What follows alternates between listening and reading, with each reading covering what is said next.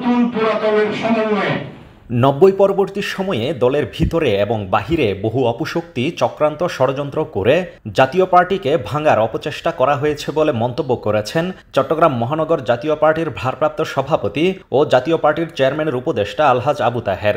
তিনি বলেন, যারা এসব কাজে জড়িত ছিলেন তারা কালের গর্ভে হারিয়ে গেছেন। এখনও যারা নতুন ষড়যন্ত্রে সক্রিয় হয়েছেন তারাও অচিরেই হারিয়ে যাবেন। তিনি 21 জুন বেলা 11টায় চট্টগ্রাম মহানগর জাতীয় পার্টি আয়োজিত ঈদ পুনর্মিলনী ও মতবিনিময় সভায় সভাপতির বক্তব্যে এসব কথা বলেন।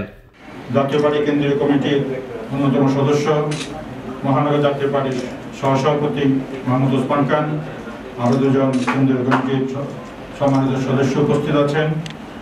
আমার থেকে যারা এই জাতীয় পার্টি অনেক আগে করে প্রবীণ, যেমন কাশেম ভাই আছে, তারপরে শামসুল আলম বিকম, আমাদের মহানগর জাতীয় পার্টির আরেক নেতা ফজলে আতিম দুলাল ভাই আছেন। আলহাজ আবু তাহের আরও বলেন, বৃহত্তর চট্টগ্রাম জাতীয় পার্টির জনবন্ধু গোলাম মোহাম্মদ কাদেরের নেতৃত্বে এক এবং ঐক্যবদ্ধ।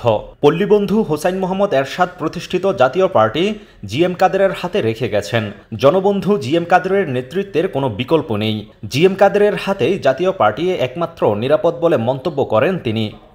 নগরীর হোটেল সেন্ট মার্টিন লিমিটেডের লুসাই হলে জাতীয় পার্টির কেন্দ্রীয় কমিটির সদস্য নাসিরউদ্দিন সিদ্দিকীর পরিচালনায় এতে আরও বক্তব্য রাখেন মহানগর জাতীয় পার্টির সভাপতি ও কেন্দ্রীয় সদস্য মোহাম্মদ ওসমান খান, সহসভাপতি ফজলে আলিম দুলাল, কেন্দ্রীয় কমিটির সদস্য রেজাউল করিম রেজা, জাতীয় পার্টির নেতা শামসুল আলম বিকম, আবুল হাশেম, হাজি বাবুল আহমদ, সিরাজুল ইসলাম সিরাজ, শ্রমিক পার্টির নেতা শাহাবুদ্দিন, আমিন জুট মিল শ্রমিক নেতা হাফিজুর রহমান মিন্টু, ডাবল মুরিং থানা জাতীয় পার্টির নেতা আরমান মিয়া, পাহাড়তলী থানা জাতীয় পার্টির নেতা নাসির খান প্রমুখ।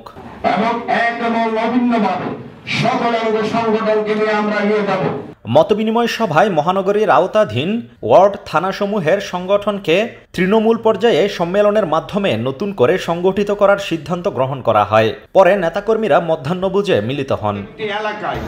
News desk, Chittagong news.